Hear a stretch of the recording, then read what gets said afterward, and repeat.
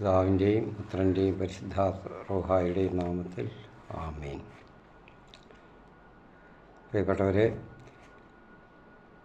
ഒക്കെ 1 മുതൽ 11 വരെയുള്ള ഉൽപ്പത്തിയിൽ 1 മുതൽ 11 വരെയുള്ള അധ്യായങ്ങൾ ഒരു രത്ന ചുരുക്കമാണ് ആഗ്രഹിച്ചത്. അപ്പോൾ 2 എപ്പിസോഡായിട്ട് തീർക്കാൻ വേണ്ടി വരുന്നു.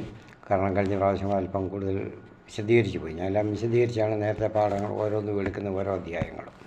അപ്പോൾ അതുകൊണ്ട് കേൾക്കുന്നവർ പഠിക്കണമെന്നുള്ളവർക്ക് അത് വിശദമായിട്ട് തന്നെ പഠിക്കാനും സാധിക്കും, മനസ്സിലാക്കാനും സാധിക്കും. കുറച്ച് മനസ്സ് വയ്ക്കണം. ആ ദൈവചിന്തയോടുകൂടി എനിക്കിത് മനസ്സിലാക്കണം എന്നുള്ള അതിൻ്റെ ദൈവസഹായം കൂടെ അപേക്ഷിച്ചിട്ടിരുന്നാൽ അത് വളരെ ഭംഗിയായിട്ട് മനസ്സിലാക്കാൻ സാധിക്കും. മറ്റൊരാൾ നമ്മളോട് സംസാരിക്കാൻ വന്നാലും ബൈബിളിൽ എന്തെങ്കിലും അവരുടെ ദൃഷ്ടിയിൽ അപാകതകൾ പോരായ്മകളൊക്കെ ഉണ്ടെങ്കിൽ അല്ലെങ്കിൽ വിശദീകരണം കൂടുതൽ വേണമെങ്കിൽ ആർക്കായാലും ഇത് കേൾക്കുന്നവർക്ക് പറഞ്ഞു കൊടുക്കാനും സാധിക്കും. അതിനുള്ള വിധത്തിലാണ് ഞാൻ വളരെ സവിസ്തരമാണ് ഇതൊക്കെ ഈ പാഠങ്ങൾ എടുക്കുന്നത്. അപ്പോൾ നമുക്ക് ഞാനത് പറഞ്ഞു ഒരു 10-22 പോയിൻ്റായിട്ട് ഈ ചുരുക്കം രത്ന ചുരുക്കമായിട്ട് എടുക്കാനായിരുന്നു ഞാൻ ഉദ്ദേശിച്ചിരുന്നത്, പറയാനായിരുന്നു. അപ്പോൾ ഇത് പറയുന്നത് തന്നെ കുറച്ചുകൂടെ പുതുതായിട്ട് കേൾക്കുന്നവർക്കും അത് ശ്രദ്ധിക്കാതിരുന്നവർക്കൊക്കെ ഒന്നുകൂടെ മനസ്സിലാകാൻ വേണ്ടിയാണ്. അപ്പോൾ ഇനി ഓരോ വീഡിയോ ആയിട്ട് കണ്ടില്ലെങ്കിൽ തന്നെയും അവർക്ക് ഈ രത്ന ചുരുക്കം കേൾക്കുമ്പോൾ ആ 11 അധ്യായത്തിൻ്റെയും കാര്യങ്ങളൊക്കെ ഏകദേശം അതിൻ്റെ ഉൾക്കാമ്പ് അവർക്ക് കിട്ടും, മനസ്സിലാക്കാൻ സാധിക്കും. അപ്പോൾ 5 വരെ ഞാൻ പറഞ്ഞു നിർത്തിയിരുന്നു, 6 പറഞ്ഞെന്ന് തോന്നുന്നു. എന്നാലും 6-ാമത്തെ അവസാനത്തെ ആ ഭാഗം ഒന്നും കൂടെ പറയാം. അപ്പോൾ 6 പോയിൻ്റ് 22 പോയിൻ്റ് എന്ന് ഞാൻ പറഞ്ഞിരുന്നതിൽ 6.5 കഴിഞ്ഞു 6. അപ്പോൾ ഇവിടെ ദൈവത്തിൻ്റെ ഛായയിലും സാദൃശ്യത്തിലുമാണ് മനുഷ്യൻ സൃഷ്ടിക്കപ്പെട്ടത്. അത് മനുഷ്യൻ മാത്രമാണ്. മറ്റ് ജീവികളൊക്കെ സൃഷ്ടിച്ചത് മനുഷ്യൻ്റെ ഛായയിലും സാദൃശ്യത്തിലും ഒന്നുമല്ല. ഇത് മനുഷ്യൻ്റെ ഛായയിലാണ്. ഏതാണ്ട് അതുപോലെ ദൈവത്തെ പോലുള്ള എല്ലാ കാര്യങ്ങളിലും, മിക്കവാറും എല്ലാ കാര്യങ്ങളിലും ദൈവത്തെ പോലെ തന്നെയുള്ള എല്ലാ അധികാരങ്ങളും അവകാശങ്ങളെല്ലാം ദൈവം അവന് കൊടുത്തു. അതുകൊണ്ട് അവർക്ക് അങ്ങനെ കൊടുത്തുകൊണ്ടാണ് ദൈവത്തിൻ്റെ ഛായ എന്ന് പറഞ്ഞത്. പക്ഷേ എല്ലാം പൂർണ്ണമായിട്ടില്ലാത്തതുകൊണ്ടാണ് സാദൃശ്യം എന്ന് പറഞ്ഞത്. സാദൃശ്യത്തിലൂടെയാണെന്ന് ഗ്രന്ഥകാരൻ കാണിക്കുന്നത്. അതുകൊണ്ട് തന്നെ ദൈവത്തിനുള്ള അധികാരമാണ് മറ്റുള്ളവയെല്ലാം സൃഷ്ടവസ്തുക്കളെയൊക്കെ ഭരിക്കാനുള്ള അധികാരം. അതും മനുഷ്യന് കൊടുത്തത് ഇതുകൊണ്ട് തന്നെയാണ്, ദൈവത്തിൻ്റെ ഛായയില്ലാതുകൊണ്ടാണ്. എല്ലാ അധികാരങ്ങളും കൊടുക്കുന്നുണ്ട്. അതുപോലെ മനുഷ്യനെ അപ്പോൾ സൃഷ്ടിച്ചത് സ്ത്രീയും പുരുഷനുമായിട്ട് സൃഷ്ടിച്ചത് അവർക്ക് സമത്വ അധികാരമാണ്. സ്ത്രീ പുരുഷ സമത്വമായിരുന്നു ഉണ്ടായിരുന്നത്. അല്ലാതെ പുരുഷ മേധാവിത്വം അവിടെ ഇല്ലായിരുന്നു, സ്ത്രീ മേധാവിത്വം ഇല്ലായിരുന്നു. ഇതൊന്നും അവിടെ ഇല്ലായിരുന്നു. രണ്ടുപേരും തുല്യരായിരുന്നു. അത് ഇവിടെ 1-ാം അധ്യായം 26-28 വാക്യങ്ങളിൽ അത് പറയുന്നുണ്ട്. അവർക്ക് ഒരേ അധികാരമാണ് കൊടുത്തിരുന്നത്, ഒന്ന് തുല്യമായിട്ട് ഒരുപോലെയാണ് അവരെ പറഞ്ഞാൽ. പ്രത്യേകമായിട്ട് ആരെയും മേൽക്കോയ്മ കൊടുത്ത് സ്വീകരിച്ചിട്ടില്ല. പിന്നെ അതുപോലെ ഒരേ അധികാരം പുതിയ നിയമത്തിലും പറയുന്നുണ്ട്. ഗലാത്യരുടെ പുസ്തകത്തിൽ 3-ാം അധ്യായത്തിൽ പൗലോസ് അത് പറയുന്നുണ്ട്. ഇനിമേൽ സ്ത്രീ പുരുഷനെന്നോ ഉടമയെന്നോ അടിമയെന്നോ ഉള്ള ക്രിസ്തുവിൽ വ്യത്യാസമില്ല. ക്രിസ്തുവിൽ എല്ലാവരും സമത്വമാണ്, എല്ലാവരും സമന്മാരാണ്. ഏത് ഗോത്രവും വർഗവും അതൊന്നുമില്ല. ക്രിസ്തുവിൽ വിശ്വസിക്കുന്നവർക്ക് ഒന്നുമില്ലെന്ന് പൗലോസ് എടുത്തു പറയുന്നുണ്ട്. അപ്പോൾ പുരുഷൻ്റെ ആധിപത്യവും സൃഷ്ടവസ്തുക്കൾക്ക് മനുഷ്യനെ ഭയം, ഇതൊക്കെ ഉണ്ടായത് 9-ാം അധ്യായം 2-ാം വാക്യത്തിൽ പറയുന്നുണ്ട്. നിനക്ക് അത് മറ്റ് ജീവികൾക്കും ഭൂമിയിലെ എല്ലാ വർഗങ്ങൾക്കും, കടലിലും വെള്ളത്തിലും ഒക്കെ ഉള്ളവർ, കരയിലും ആകാശത്തിലും ഒക്കെ ഉള്ളവർക്കെല്ലാം ഭയമായിരിക്കും നിങ്ങളെ എന്ന് 2-ാം വാക്യത്തിൽ പറയുന്നുണ്ട് 9-ാം അധ്യായത്തിൽ. അത് എന്തുകൊണ്ടാണ് അങ്ങനെ വന്നത്? ആദ്യം അങ്ങനെ അല്ലായിരുന്നല്ലോ. അതിനു മുൻപ് വന്നത് ഞാൻ പറഞ്ഞു, അത് പാപം മൂലമാണ്. മനുഷ്യൻ്റെ പാപം മൂലമായപ്പോൾ പ്രകൃതിക്കും എല്ലാത്തിനും മനുഷ്യന് പ്രപഞ്ചത്തിനും സകല സൃഷ്ടവസ്തുക്കൾക്കും എല്ലാത്തിനും തന്നെ മനുഷ്യനോട് വ്യത്യാസം തോന്നി, ഒരു വിരുദ്ധത തോന്നി. അതുകൊണ്ടാണ് അങ്ങനെ പാപം കൊണ്ട് പാപമുണ്ടായതുകൊണ്ടാണ് പാപം ചെയ്തുകൊണ്ടാണ് ഇതെല്ലാം തോന്നിയത്. അപ്പോഴാണ് ആധിപത്യം ഉണ്ടായത്. കർത്താവ് പറയുന്നുണ്ട്, നിൻ്റെ മേൽ ആധിപത്യം, പുരുഷന് ആധിപത്യം ഉണ്ടായിരിക്കും.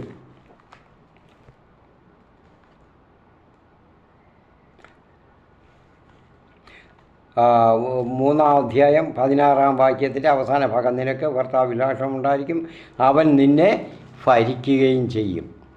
അപ്പം അതുവരെ അങ്ങനെയുള്ള കാര്യമില്ലായിരുന്നു. രണ്ടുപേരും തുല്യരായിരുന്നു എല്ലാവരും. അപ്പോൾ 9:2 പറയുന്നത് അതുപോലെ ശിഷ്ടവസ്തുക്കൾക്കെല്ലാം ഭയവുമായിരിക്കും മനുഷ്യനെ. കാരണം പാപം ചെയ്ത് രക്തം ചൊരിഞ്ഞപ്പോൾ, കായൻ രക്തം ചൊരിഞ്ഞപ്പോഴത്തേക്ക് മറ്റ് ജീവികളും പരസ്പരം രക്തം ചൊരിയാൻ തുടങ്ങി. അവർ സസ്യം മാത്രം ഭക്ഷിച്ചുകൊണ്ടിരുന്ന ജീവികളെല്ലാം തന്നെ രക്തം കുടിക്കാനും മാംസം ഭക്ഷിക്കാനും മറ്റുള്ളവയെ ആക്രമിച്ച് കീഴ്പ്പെടുത്തി അത് ഭക്ഷിക്കാനും തുടങ്ങി. മനുഷ്യനും അതുപോലെ തന്നെ മാംസഭക്ഷണം തുടങ്ങി. കാരണം രക്തം ചൊരിഞ്ഞു, രക്തത്തിൻ്റെ മണം ഭൂമിയിൽ എങ്ങും വ്യാപിച്ചു. പക്ഷേ കർത്താവ് യേശു ക്രിസ്തുവിൽ എല്ലാവരും ഒന്നാണ് പറഞ്ഞത്, എല്ലാവരും നിറഞ്ഞ് ലോകം മുഴുവൻ, ഭൂമി മുഴുവൻ നിറഞ്ഞ് കീഴടക്കുക എന്നാണ് കർത്താവ് പറയുക. അപ്പോൾ കീഴടക്കുക എന്നുള്ള വാക്കിൻ്റെ അർത്ഥം ആക്രമിച്ച് അടക്കുകയല്ല. ഇന്ന് ആധുനിക ലോകത്തും ആധുനിക നമ്മുടെ സമുദായത്തിലും എല്ലാം കാണുന്ന, സമൂഹത്തിലൊക്കെ കാണുന്നത് അങ്ങനെയാണ്. കീഴടക്കുക എന്ന് പറഞ്ഞാൽ ആക്രമിച്ച് കീഴടക്കാനല്ല. ആക്രമിച്ച് അടക്കുക എന്നുള്ള ആ ഒരു വ്യംഗ്യം മാത്രമേ ഇന്ന് നമ്മളുടെ സമൂഹത്തിൽ കാണുന്നുള്ളൂ. കീഴടക്കുക എന്ന് പറഞ്ഞാൽ സ്നേഹം കൊണ്ട് കീഴടക്കാനാണ് യേശു ക്രിസ്തുവും പറഞ്ഞത്. സ്നേഹിച്ച് അവരെ ആ സ്നേഹത്തിൽ പൊതിഞ്ഞുക. അതാണ്, അപ്പോൾ ആ സ്നേഹത്തിൽ ബന്ധിതരാകും. അതാണ് ആ കീഴടങ്ങൽ എന്ന് പറയുന്നത്. അപ്പോൾ അങ്ങനെ സ്നേഹിച്ച് കീഴടക്കുക സ്നേഹം കൊണ്ടെന്നുള്ളതാണ്, അല്ലാതെ അത് കീഴടക്കി ഭരിക്കാനല്ല. അപ്പോൾ കീഴടക്കുക എന്ന് പറയുമ്പോൾ അങ്ങനെ എല്ലാത്തിനെയും തൻ്റെ ഭരണാധികാരത്തിൽ, പരിധിയിൽ നിർത്തുക എന്നാണ് കർത്താവ് പറഞ്ഞത്. പക്ഷേ നാശം ചെയ്യാനല്ല കീഴടക്കുക എന്ന് പറയാം. മറ്റേ നമ്മളിപ്പം കാണുന്നത് നാശം ചെയ്യുക. കീഴടക്കുക എന്ന് പറഞ്ഞാൽ നാശം ചെയ്യുക, അവർക്ക് പരമാവധി ദോഷങ്ങൾ ചെയ്ത് നമ്മുടെ കാൽക്കീഴിൽ ആക്കുക, നമ്മുടെ ആജ്ഞാനുവർത്തിയാക്കുക. ദൈവം അങ്ങനെയല്ല ചെയ്തത്. അപ്പം ദൈവം ചെയ്ത് എല്ലാത്തിലും മുൻഗണന മനുഷ്യനാണ് കൊടുത്തത്. 9:2-ലും 3-ലും എല്ലാം 2-ാം അധ്യായത്തിൽ 2-ാം വാക്യം 3-ാം വാക്യം എല്ലാം അങ്ങനെയാണ് പറയുന്നത്. അപ്പം മനുഷ്യന് ആണ് പ്രാധാന്യം കൊടുത്തത്. ചരിക്കുന്ന ജീവികളെല്ലാം നിങ്ങൾക്ക് ആഹാരമായി തീരും. ഹരിതസസ്യങ്ങൾ നൽകിയതുപോലെ തന്നെ, ഇതുവരെ ഹരിതസസ്യങ്ങളായിരുന്നു എല്ലാ ജീവജാലങ്ങൾക്കും മനുഷ്യനും കൊടുത്തിരുന്നത്. നൽകിയതുപോലെ തന്നെ ഈ ചരിക്കുന്ന സകല ജീവികളും, അത് കരയിലായാലും വെള്ളത്തിലായാലും, ഇവയും നിങ്ങൾക്ക് ഞാൻ തരുന്നു.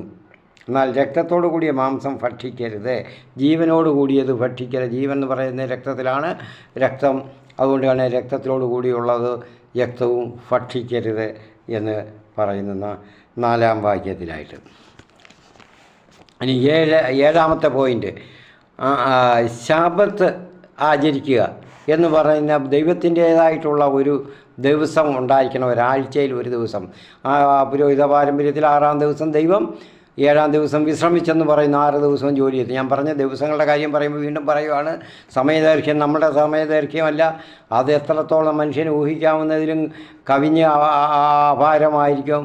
അത് അത്രയും ഒരു ദിവസമെന്ന് പറയുമ്പോൾ ചിലപ്പോൾ അതിലും കുറവായിരിക്കും. ദൈവത്തിൻ്റെ ആ സമയക്രമം നമ്മൾക്ക് ചിന്തനീയമല്ല. അതുകൊണ്ട് അതുകൊണ്ടാണ് ഞാൻ പറഞ്ഞ ബിഗ് ബാങ് തിയറി, ഉത്ഭവത്തിന്, ഭൂമിയുടെ ഉദ്ഭവത്തിന്, മനുഷ്യൻ്റെ ഉദ്ഭവത്തിന് ഇതെല്ലാം ആ തിയറി നമുക്ക് ഉപയോഗിക്കാവുന്നതാണ്. അത് ശരിയാകാൻ സാധ്യതയാണ്. അപ്പം ശാബത്ത് എന്ന് പറഞ്ഞുകൊണ്ട് അതായത് ദൈവത്തിന് ആയിട്ട് ഒരു ദിവസം വേണം. ദൈവത്തിനായിട്ട് ഒരു ദിവസം എന്ന് പറയുന്നത് ദൈവത്തിന് വിശ്രമിക്കുക എന്നല്ല. ദൈവത്തിന് ദൈവം എപ്പോഴും മനുഷ്യരുടെ കൂടെ ഉണ്ട്. പക്ഷേ മനുഷ്യൻ ദൈവത്തോടു കൂടിയായിരിക്കണം മനസ്സുകൊണ്ട്. മറ്റ് പ്രവർത്തികളിൽ നിന്ന് ഈ 6 ദിവസവും മറ്റ് പ്രവർത്തികളിലും എല്ലാത്തിലും കാര്യങ്ങളൊക്കെ വ്യാപരിച്ചിരുന്നവൻ ദൈവത്തോടു കൂടിയായിരിക്കണം. ഈ സമയം കണ്ടെത്തണം വന്ന ഒരു ദിവസം. അത് നമുക്ക് ആധുനിക സഭയിൽ ക്രിസ്തുവിൻ്റെ ശേഷം ക്രിസ്തുവിൻ്റെ ആ സമൂഹത്തിൽ, സഭയിൽ നമുക്ക് തന്നിരിക്കുന്നത്, പുതിയ നിയമത്തിൽ തന്നിരിക്കുന്ന ഞായറാഴ്ചയാണ്. ക്രിസ്തു ഉയർത്തെഴുന്നേറ്റ് ഭൂമിയിൽ അടക്കം ചെയ്ത് ഇട്ട് ഉയർത്തെഴുന്നേറ്റ ഞായറാഴ്ചയാണ് പുതിയ ഇത് സമൂഹം തൻ്റേതായിട്ടുള്ള ആ ലോകം, പുതിയ ആകാശവും പുതിയ ഭൂമിയും ഉണ്ടായത്. അതുകൊണ്ടാണ് അതിന് ഞായറാഴ്ച എന്ന് ഞായറാഴ്ച ശാബത്ത് ഞായറാഴ്ചയായിട്ട് മാറിയത്. അപ്പോൾ ഞായറാഴ്ച മാത്രമല്ല, ശനിയാഴ്ച വൈകുന്നേരം മുതൽ സന്ധ്യ മുതൽ തന്നെ നമ്മളത് ആചരിക്കണം. നമ്മുടെ മനസ്സിലതുണ്ടായിരിക്കണം. എങ്കിലേ ഞായറാഴ്ച വിശുദ്ധമായിട്ട് ആചരിക്കാൻ സാധിക്കുകയുള്ളൂ. അതുകൊണ്ട് ശാബത്ത്, അപ്പോൾ നമ്മുടെ ശാബത്ത് ഞായറാഴ്ചയാണ് വിശുദ്ധ ദിനം. ഞായറാഴ്ച ശനിയാഴ്ച വൈകുന്നേരം മുതൽ അത് മുഴുവൻ സമയവും ഉണ്ടായിരിക്കണം. ദൈവത്തോടു കൂടിയായിരിക്കണം, ദൈവത്തോടു കൂടിയുള്ള വിശ്രമമായിരിക്കണം. മറ്റുള്ള ഒരു കാര്യങ്ങൾ ഏർപ്പെടരുതെന്നാണ് പറയുന്നത്. അപ്പോൾ 8ാം പോയിൻ്റ് യാവിഷ്ട പാരമ്പര്യത്തിൽ പറയുന്നുണ്ട്. 2-ാം അധ്യായം 5 മുതൽ 25 വരെയുള്ള ഭാഗങ്ങൾ മനുഷ്യനിൽ മണ്ണിൻ്റെയും വിണ്ണിൻ്റെയും അംശമാണുള്ളത്. മണ്ണ് കൊണ്ടാണ് അവനെ മെലിഞ്ഞുണ്ടാക്കിയത്. ഇനി വിണ്ണെന്ന് പറയുന്നത് സ്വർഗത്തിൻ്റെ, ആകാശത്തിൻ്റെ, സ്വർഗത്തിൻ്റെ. അതെന്താണ്? ദൈവിക ജീവശ്വാസം. മണ്ണുകൊണ്ട് മെനഞ്ഞ് അവനിൽ ജീവശ്വാസം ഊതി വിട്ടു. അവനെ മനുഷ്യ ചൈതന്യം അവനിൽ സന്നിവേശിപ്പിച്ചു. മറ്റ് ജീവജാലങ്ങളൊന്നും ചെയ്തില്ല. അവയെല്ലാം ഉണ്ടാക്കിയെങ്കിലും അവയിൽ അതൊന്നും ചെയ്തിട്ടില്ല. ഇനി പുരോഹിത രചനയിൽ മനുഷ്യൻ നിറഞ്ഞ് കീഴടക്കാനാണ് പറഞ്ഞത്. ഭൂമിയിൽ മുഴുവനും ഭൂമിയിൽ നിറയണമെന്നാണ്. ഒരിടത്ത് കൂടി നിൽക്കാനല്ല, എല്ലായിടത്തും വ്യാപിക്കണം. എല്ലാ സൃഷ്ടവസ്തുക്കളിലും മനുഷ്യനെ അറിയണം. ദൈവത്തിൻ്റെ ഛായയിൽ തങ്ങളുടെ മറ്റ് സൃഷ്ടവസ്തുക്കളും നമുക്ക് അത് ഗ്രഹിക്കാൻ കഴിയണം. തങ്ങളുടെ സൃഷ്ടാവ് ഈ സൃഷ്ടിക്ക് മനുഷ്യന് തൻ്റെ ദൈവത്തിൻ്റെ ഛായയാണ് കൊടുത്തിട്ടുള്ളത്. അതുകൊണ്ട് അവയെ മനുഷ്യനെ അനുസരിക്കുമായിരുന്നു, കീഴടങ്ങുമായിരുന്നു. നമ്മൾ കണ്ടല്ലോ 2-ാം അധ്യായത്തിലൊക്കെ സൃഷ്ടിച്ച സകല സൃഷ്ടികളെയും മനുഷ്യൻ്റെ മുമ്പിൽ കൊണ്ടുവന്ന് ജീവനുള്ളവയെല്ലാം അവൻ ആയിരുന്നു അവയ്ക്ക് പേരിട്ടത്. അവരെ കീഴ്പ്പെട്ടിരുന്നു, സ്നേഹിച്ചിരുന്നു. കീഴ്പ്പെട്ടിരുന്നു മാത്രമല്ല, സ്നേഹിച്ചിരുന്നു. ഇനിയും 9 യാവിഷ്ടിൽ തന്നെ പറയാം, മനുഷ്യൻ തോട്ടക്കാരനാണ്. മനുഷ്യന് പ്രപഞ്ചത്തോടെ അതുകൊണ്ട് ഉത്തരവാദിത്വമുണ്ട്. തോട്ടക്കാരനെന്ന് പറയുമ്പോൾ കൃഷിക്കാരനാണ്. അവൻക്ക് കൃഷി ചെയ്യാനും പരിപാലിക്കാനുമാണ് ഏർപ്പെടുത്തിയതെന്ന് പറയുന്നു.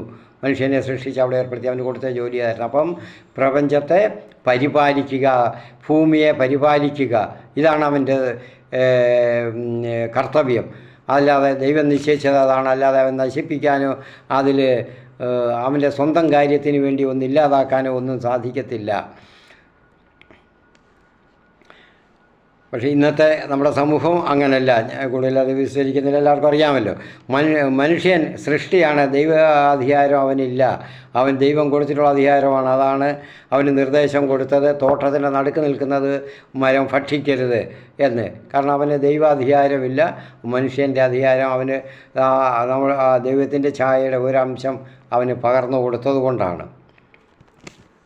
അവ ഭരിക്കാനും ഏതും ശേഷം ഭക്ഷിക്കാനും എല്ലാം അധികാരവും അവകാശവും അവനുണ്ടായിരുന്നു. പക്ഷേ ഈ ഒരെണ്ണം മാത്രം ഭക്ഷിക്കരുതെന്ന് പറഞ്ഞാൽ ദൈവത്തിൻ്റെ അധികാരത്തിലാണത് അത് വിലക്കിയത്. മനുഷ്യന് അതുകൊണ്ട് സൃഷ്ടവസ്തുക്കളിൽ മാത്രമാണ് അധികാരം. ഭൂമിയിലുള്ള അധികാരമെല്ലാം ദൈവത്തിൻ്റേതാണ്. അവന് വേറെ മറ്റൊന്നും ചെയ്യാൻ പറ്റില്ല. അവൻ പരിപാലിക്കണം. ദൈവത്തിനാണ് ഭൂമിയിലുള്ള അധികാരം. അപ്പോൾ ഭൂമിക്ക് മുകളിലുള്ളത് ആകാശം എന്നാണ് പറയുന്നത്. ഭൂമിയുടെ അന്തരീക്ഷം ആകാശമാണ്, അത് ദൈവത്തിൻ്റേതാണ്. മനുഷ്യൻ്റെ മേലും അതുപോലെ തന്നെ പരസ്പരം മനുഷ്യൻ്റെ മേലും അധികാരം ദൈവത്തിനാണ്. ദൈവത്തിൻ്റെ സൃഷ്ടികളാണ് അത്. മനുഷ്യന് അധികാരം തുല്യത മാത്രമാണ് അവിടെ ഉള്ളത്. അതോട് വീണ്ടും എടുത്ത് പറയുകയാണ്, ജീവിക്കണോ മരിക്കണോ എന്നുള്ള സ്വാതന്ത്ര്യവും ദൈവം മനുഷ്യന് കൊടുത്തു. അത് അവൻ്റെ ഇഷ്ടത്തിന് തിരഞ്ഞെടുക്കണം. മറ്റ് ജീവികൾക്ക് അങ്ങനെയല്ല. അവ ജീവിക്കുക, മരിക്കുന്നെങ്കിൽ മരിക്കുക എന്നുള്ളതാണ്.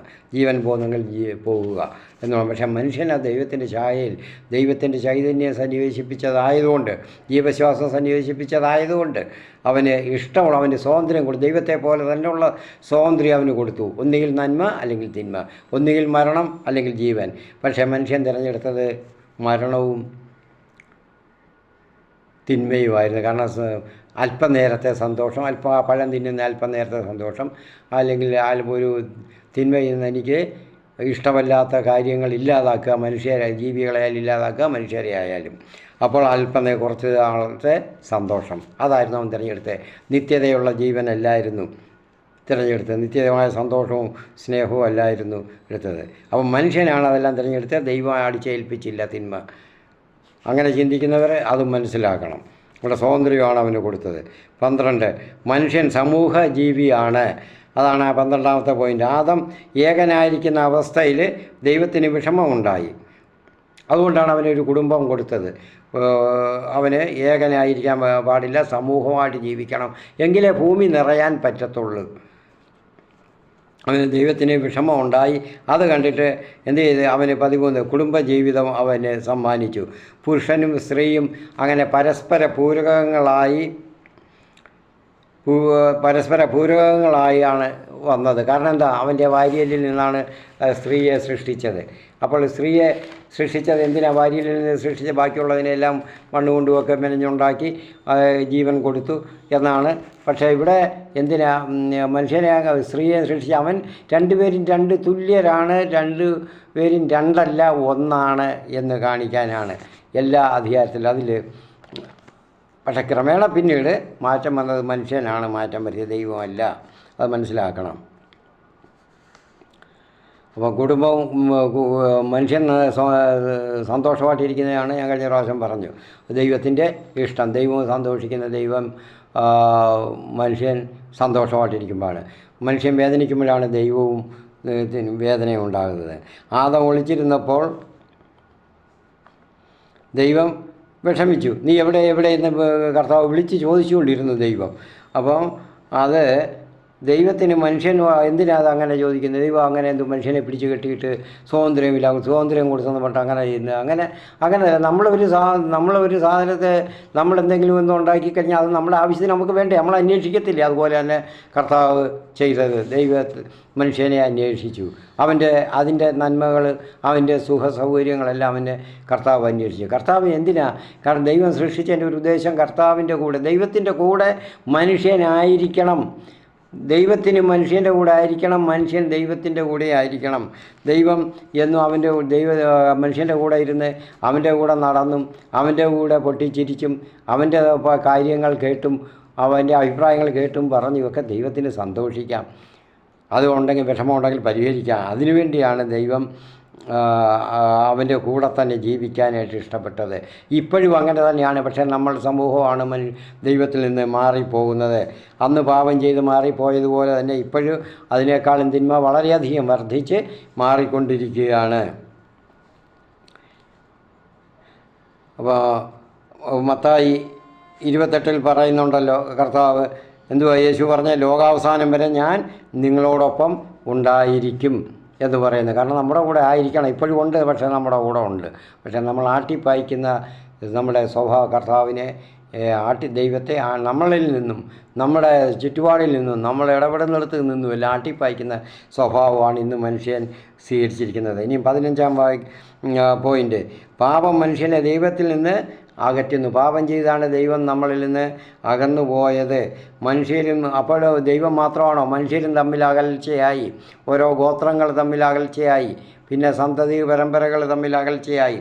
ഓരോരുത്തരും മറ്റുള്ളവരുടെ മേൽ മേധാവിത്വം നടത്തി അവർ വലിയവരാകാൻ, അധികാരികളാകാൻ നോക്കുകയാണ്, മറ്റുള്ളവരുടെ മേൽ അധികാരം ചെലുത്താൻ നോക്കുകയാണ്. പാപം മൂലം വന്നതാണിത്. പിന്നെ അടുത്ത 16 പോയിൻ്റ് മനസ്സിലാക്കുന്നവർക്ക്, പഠിക്കാനുള്ളവർക്കോ എഴുതാനുള്ളവർക്കൊക്കെ ഉള്ള സൗകര്യത്തിന് വേണ്ടിയാണിത് ഇങ്ങനെ തയ്യാറാക്കിയത്.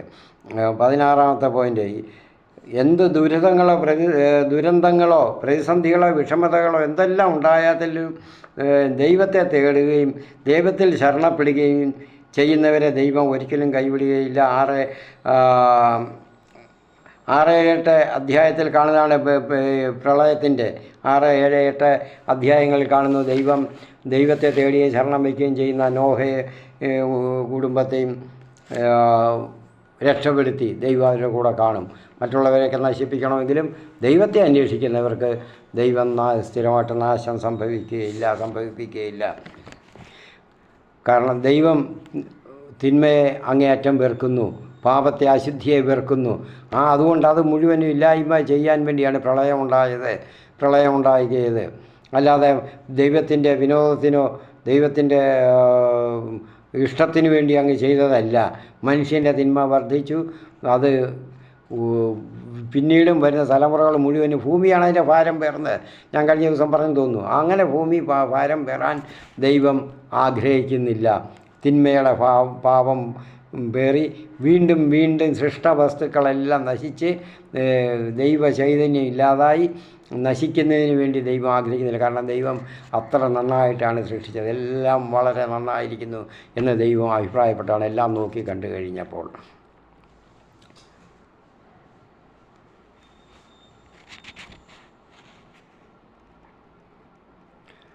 ഇനി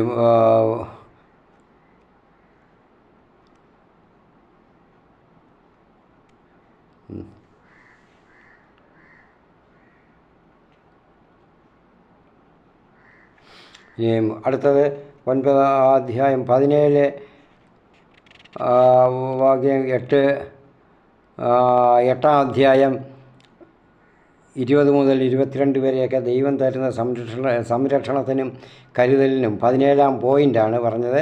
8 അധ്യായം 20 മുതൽ 22 വരെ ദൈവം ഉള്ള വാക്യങ്ങളിൽ ദൈവം തരുന്ന സംരക്ഷണത്തിന് എന്താണ് നന്ദി അർപ്പിക്കണം.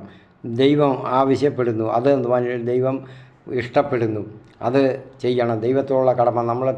നമ്മളോട് ആരെങ്കിലും നമുക്ക് നന്മ ചെയ്ത് തരുമ്പോൾ നമ്മൾ അവർക്ക് ഒരു നന്മ ചെയ്യുമ്പോൾ, സംരക്ഷണം കൊടുക്കുമ്പോൾ, അവരുടെ കരുതൽ, അവർക്ക് വേണ്ടിയുള്ള നമ്മുടെ കരുതലിന് അവർ നമ്മളോട് നന്ദി പറയത്തില്ലേ?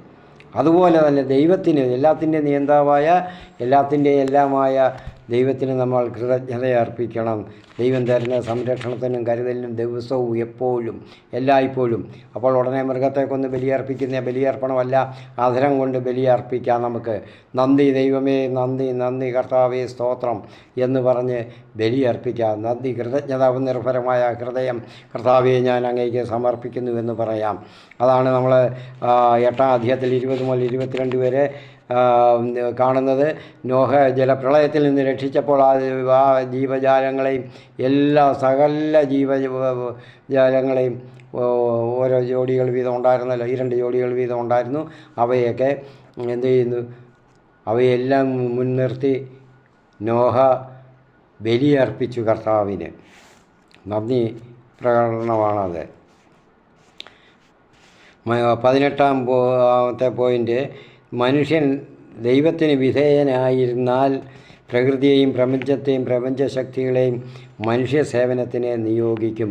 കർത്താവ് അവിടെ എല്ലാത്തിനും നിയോഗം കൊടുത്തു കഴിഞ്ഞു. രണ്ടാമത്തെ ജലപ്രളയം കഴിഞ്ഞിട്ട് 2-ാമത്തെ ഡീക്രിയേഷനിൽ, പുനർസൃഷ്ടിയിൽ അവിടെ കൊടുത്തിരിക്കുകയാണ്. പ്രകൃതി എല്ലാം ദൈവത്തിന് അതിൻ്റെ അതിരുകളെല്ലാം നിശ്ചയിച്ചു കഴിഞ്ഞു.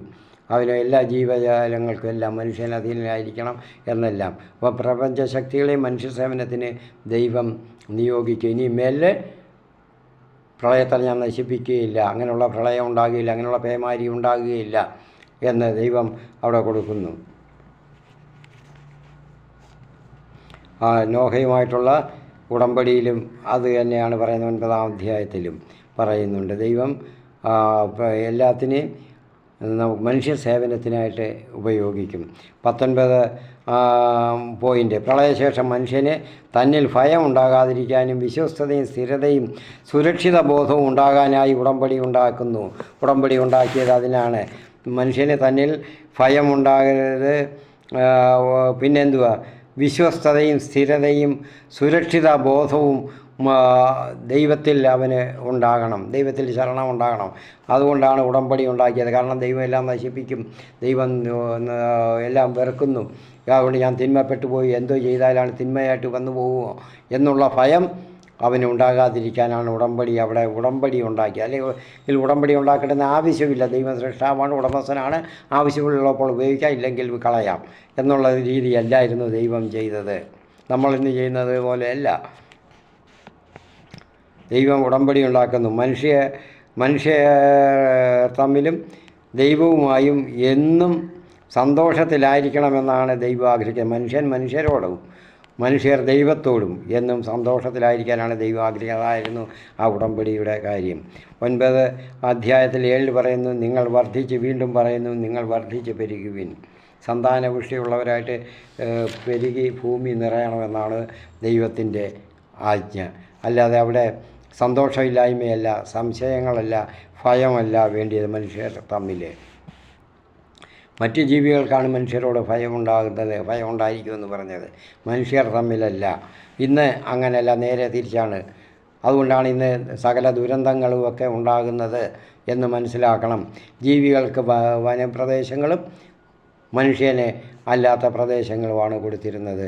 അതിന് പകരം മനുഷ്യൻ ഇന്ന് ജീവികൾക്ക് കൊടുത്ത, ജന്തുക്കൾക്ക് കൊടുത്ത പ്രദേശങ്ങളിൽ അതിൽ ലംഘിച്ച് അവിടെ തിന്മപരമായിട്ട് ഉപയോഗപ്പെടുത്താൻ തുടങ്ങിയപ്പോൾ അവയും ഇങ്ങോട്ട് വന്ന് തിന്മകൾ പ്രവർത്തിക്കുന്ന മനുഷ്യനെ അത് മനസ്സിലാക്കണം. ഇനി 20-ാം പോയിൻ്റ്, സകല ജീവജാലങ്ങൾക്കും മനുഷ്യനും ദൃശ്യമാകുന്ന ഒരു ഉടമ്പടി അടയാളമാണ് കർത്താവ് സ്ഥാപിച്ചത്. മനുഷ്യന് മാത്രമല്ല, ജീവജാലങ്ങളും സൃഷ്ടവസ്തുക്കളെല്ലാം അത് കാണും. എന്ത് വരുന്ന അടയാളം? മഴവിൽ സ്ഥാപിക്കുന്നു. മഴവിൽ സ്ഥാപിച്ചത് എല്ലാത്തിനും അത് കാരണമാകണം, എല്ലാവർക്കും വേണ്ടിയാണെന്ന് കർത്താവ് അവിടെ പറയുന്നുണ്ട്. ഭൂമുഖത്തുള്ള സകല ജീവികളുമായി ഞാൻ സ്ഥാപിക്കുന്ന ഉടമ്പടിയുടെ അടയാളമാണ് ഇത്. എന്തുവാ? മഴവില്ല്, മേഘങ്ങളിൽ മഴവില്ല് സ്ഥാപിച്ചത്. അല്ല, മനുഷ്യന് വേണ്ടി മാത്രമല്ല, എല്ലാത്തിനും അത് മനസ്സിലാകും. മനുഷ്യന് മാത്രം അത് ഇപ്പോൾ മനസ്സിലാകുന്നില്ല. അതൊരു മഴവില്ല് ഒരു നിസ്സാരമായിട്ട് കാണുന്നു. ഇനി അടുത്തത് 9-ാം അധ്യായം 22 മുതൽ 27 വരെയുള്ള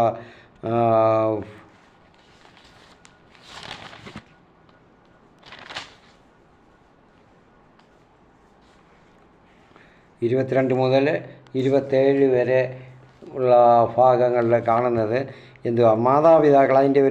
അതിൻ്റെ പോയിൻ്റ് ഇതാണ്. മാതാപിതാക്കളെ, പിതാവിനെ നിന്ദിക്കുന്നത്, മാതാവിനെയാണ് അതിനുള്ള മാതാപിതാക്കളെന്ന് പറഞ്ഞത്. പിതാവിനെ മാത്രമല്ല, ഇവിടെ പിതാവിൻ്റെ കാര്യം പറഞ്ഞ നോഹയുടെ നിന്ദിക്കുന്നത് ദൈവം പൊറുക്കില്ല. ആ ദൈവത്തോട് ചെയ്യുന്നത് പോലുള്ള ക്രൂരതയാണ്, തിന്മയാണ്. മാതാപിതാക്കളോട് ചെയ്യുന്ന തിന്മ, മാതാപിതാക്കളോടുള്ള വെറുപ്പ്, അതൊക്കെ തിന്മയാണ്.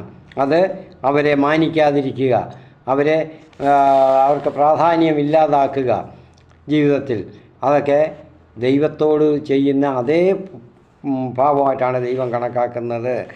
മാതാപിതാക്കളുടെ മേലെ സ്നേഹാദരവ് പ്രകടിപ്പിക്കുന്നതിനെ മാത്രമല്ല, തലമുറകളും അനുഗ്രഹീതരാകും. നോഹയുടെ പുത്രന്മാരെ എല്ലാവരെയും അനുഗ്രഹിച്ചു. ഒരാൾ മാത്രമാണ് അനുഗ്രഹമില്ലാതായി. കാരണം പിതാവിനെ അവൻ ഒരു തിന്മപ്പെട്ട രീതിയിൽ അവൻ കണ്ടു. നഗ്നനായികളെ മുണ്ട് മാറിക്കിടന്നപ്പോൾ അവൻ അത് കണ്ട് മറ്റുള്ളവരോട് ചെന്ന് പറഞ്ഞ് അത് നിന്ദിക്കാനായി നിന്നയോടെ സംസാരിച്ചു. അപ്പോൾ അങ്ങനെ അവരുടെ തലമുറ വരെ അവൻ ശാപം അനുഭവിച്ചു. മറ്റുള്ളവർ അനുഗ്രഹം ചെയ്തവർ അത് മറച്ചവർ വേറെ ഒരു തുണിയിട്ട് നഗ്നത മറച്ചപ്പോൾ പിതാവിൻ്റെ നഗ്നത അവരും കാണാതെ പുറംതിരിഞ്ഞ് നിന്നാണ് അവരത് ചെയ്തത്. കൊണ്ടിട്ട് അവർ മറച്ചു.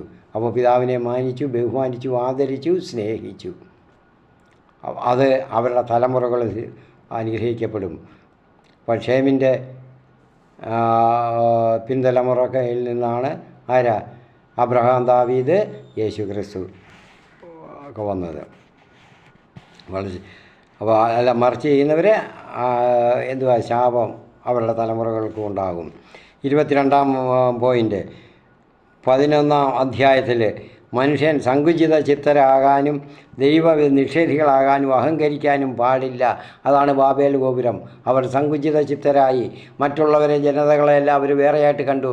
അവരെക്കാളും എല്ലാം ഇവരായി തങ്ങൾ ഉണ്ടായിരിക്കണം, അവരെ എല്ലാവരെയും കീഴടക്കണം, ലോകം മുഴുവനും കീഴടക്കി നമുക്ക് മാത്രം ഭരിക്കണം, അവരെല്ലാം നമ്മുടെ കീഴെയാകണം എന്ന് പറഞ്ഞാണ് അവർ വലിയ ഷീനാറിൽ ഒരു സമതല പ്രദേശം കണ്ടെത്തി അവിടെ പാർപ്പുറപ്പിച്ചു. നമുക്ക് ഇഷ്ടികയെല്ലാം ചുട്ടെടുത്ത്, ആദ്യമായിട്ട് ഇഷ്ടിക ചുട്ടെടുത്ത കല്ലുകൊണ്ട് അവർ കെട്ടിടം പണിയുന്നു. അവർ വാസസ്ഥലം പണിഞ്ഞു, അവർ ഗോപുരം ഉണ്ടാക്കുകയാണ്. അങ്ങനെ കല്ലിന് പകരം അതുവരെ കല്ല് ആയിരുന്നു, ഇനി ഇഷ്ടികയും കുമ്മായും അവർ കണ്ടുപിടിച്ചു. കളിമണ്ണും ഉപയോഗിച്ച് അവർ ഇതെല്ലാം ചെയ്തു. അങ്ങനെ പട്ടണവും ആകാശം മുട്ടുന്ന ഒരു ഗോപുരവും തീർത്തു പ്രശസ്തി നിലനിർത്താം. അവരങ്ങനെ ചെയ്തു. അപ്പോൾ അവസാനം അവരുടെ കൊടിക്കൂറയും അവിടെ പാറിക്കുകയാണ്. അപ്പോഴാണ് ദൈവം ഇറങ്ങി വന്ന് അവരെ ചിതറിക്കുന്നത്. അപ്പോൾ അഹങ്കരിക്കാനും പാടില്ല. ദൈവനിഷേധികളാകാനും, ദൈവത്തെ പോലെയാണ് ഞങ്ങളെന്നുള്ള അഹംഭാവം പാടില്ല. അതിന്ന് നമ്മൾ പലരും അനുഭവിക്കുന്നതിൻ്റെ കാരണം അതാണ്. അഹംഭാവം, അഹങ്കാരം, മറ്റുള്ളതിന് ദൈവത്തെ ആ സമയത്ത് ചിന്തിക്കുന്നില്ല. അങ്ങനെ ദൈവകൽപ്പന പോലെ ഭൂമിയിൽ അങ്ങ് നിറയണം. അതിന് ഒന്നിച്ച് ഒരിടത്ത് കൂടി ഇന്ന് തങ്ങളുടെ ആധിപത്യം അവിടെ തലസ്ഥാനമാക്കി അവിടെ തന്നെ ആധിപത്യം സ്ഥാപിച്ച് നിൽക്കുക എന്നല്ല, ഭൂമിയിൽ നിറയണമെന്നുള്ളതാണ്. ഒരിടത്ത് മാത്രം നിൽക്കാതെ ഭൂമിയിൽ നിറയുന്ന ഒരിടത്ത് നിന്നാൽ പറ്റുമോ? ദൈവത്തിൻ്റെ ആ സാക്ഷ്യം എല്ലായിടത്തും അവർ പ്രഘോഷിക്കുക, എല്ലാ ജീവികളിലും, എല്ലാ ജീവജാലങ്ങളും, പ്രപഞ്ചത്തിലും.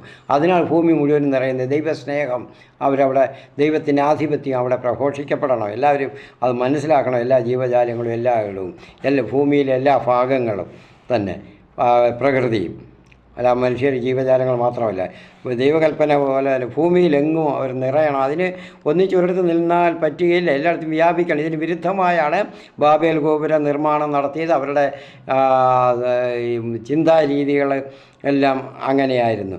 അപ്പോൾ ഭൂമിക്ക് മുകളിലോ ആകാശം മുട്ടെ സ്ഥാപിക്കണമെന്ന് പറഞ്ഞാൽ അത് എന്താണ്? ആകാശം ദൈവത്തിൻ്റേതാണ്, അതിന് മനുഷ്യനല്ല അധികാരം, ദൈവത്തിനാണ് അധികാരം. ഭൂമിക്ക് മുകളിലുള്ളത് ആകാശം, അവിടെ ദൈവത്തിൻ്റെ അധികാരമാണ്. ദൈവങ്ങളും ദൈവികളും എല്ലാം ആണെന്നാണ് മറ്റ് പുരാണങ്ങളിലും പറയുന്നുണ്ട്. ഹിന്ദു പുരാണങ്ങളിലും എല്ലായിടത്തും പറയുന്നുണ്ടല്ലോ. അവിടെയൊക്കെ ദൈവം ആണ് മുകളിൽ, ദൈവത്തിനുള്ളതാണ്. മനുഷ്യൻ അവിടെ കയറി ചെന്ന് പാർപ്പുറപ്പിക്കാമെന്ന് വിചാരിക്കുന്നത് ശരിയല്ല. ദൈവത്തിൻ്റെ അതൊരു വെല്ലുവിളിയാണ്. ബാബേൽ ഗോപുര നിർമ്മാണം നടത്തിയ ഭൂമിക്ക് മുകളിലുള്ളത് ആകാശം, അത് ദൈവത്തിൻ്റെ സാമ്രാജ്യമാണ് അങ്ങോട്ട്.